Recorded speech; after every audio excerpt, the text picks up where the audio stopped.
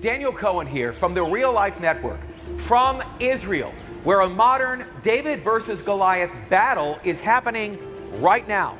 The implications of this fight are of historic biblical proportion. Israel just hit the big bad bully Iran right between the eyes. Early Friday morning, Israel launched the most devastating strike on Iranian soil since the Islamic Revolution. 200 Israeli fighter jets struck over 100 targets, killing Iran's top military commanders, including IRGC chief Hossein Salami and Armed Forces Commander Mohammad Bagheri, along with 6 nuclear scientists. How did we reach this historic moment? The Islamic Republic of Iran's desire to wipe Israel off the map.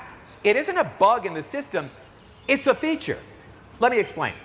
Since the 1979 Islamic Revolution, Iran's leaders have systematically vowed to accomplish this one genocidal goal. Ayatollah Khomeini called Israel a cancerous tumor and severed all ties. His successor, Ayatollah Khamenei, outlined a 9-point plan for Israel's elimination, declaring Israel won't exist in 25 years. Iran is 1,100 miles from Israel. The two nations don't share a border. Israel has never threatened Iran or the Iranian people. Yet killing what they call the little Satan, Israel, and later the big Satan, America, became their religious obsession. Here's the supreme leader saying the ultimate goal is the destruction of the United States in the name of Islam. The situation between America and Iran is this. When you chant death to America, it's not just a slogan, it's a policy. Mahmoud Ahmadinejad, Iran's former president, called for Israel to be wiped off the map and launched an international campaign of Holocaust denial. Former President Rafsanjani once stated that a single nuclear bomb could eradicate Israel. But Iran didn't just talk, they acted. They formed Hezbollah in Lebanon.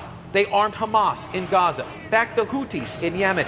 Then October 7th happened. Hamas jumped the gun on what was supposed to be a coordinated attack, a ring of fire that would destroy Israel.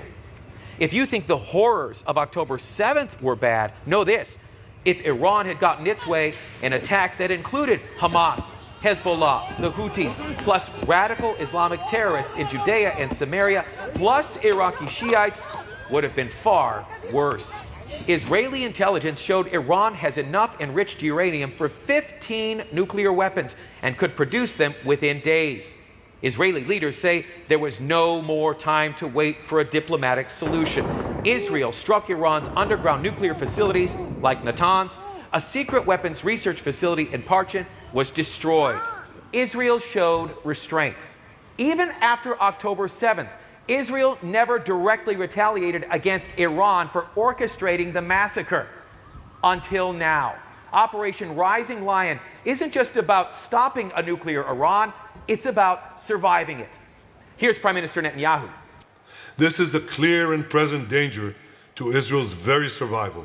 After 46 years of threats, terror, proxies, Israel finally said enough. The ring of fire Iran built to destroy Israel has now been severely weakened by Israel and is burning back on them. Israel is the tip of the spear fighting a radical Islamic enemy threatening the whole world. Just like David, Israel must fight, but the battle belongs to the Lord. From Israel, for the Real Life Network, I'm Daniel Cohen. All right, so great job, Daniel. Great job. You're not going to hear this in any secular setting, in most church settings. This is an issue, this is a war, this is the unfolding of the clash that is not too different than what Israel experienced atop Mount Carmel with Elijah and the false prophets, where it's a collision of two global. Because if there's no Jerusalem and if there's no Israel, then the Messiah, Yeshua HaMashiach, Jesus Christ, does not return to establish his kingdom. People don't understand that, but Satan does. If there is no Israel, then where will the Messiah return? If there's no Jerusalem, then where does he establish his throne? You say, Jack, why do you say that? Because the Bible says that Christ will return to the nation of Israel and establish his throne upon the throne of David in Jerusalem. If that doesn't happen, there is no Bible. If that doesn't happen, you have no faith. If that doesn't happen, you have no salvation. But glory be to God, he keeps his word.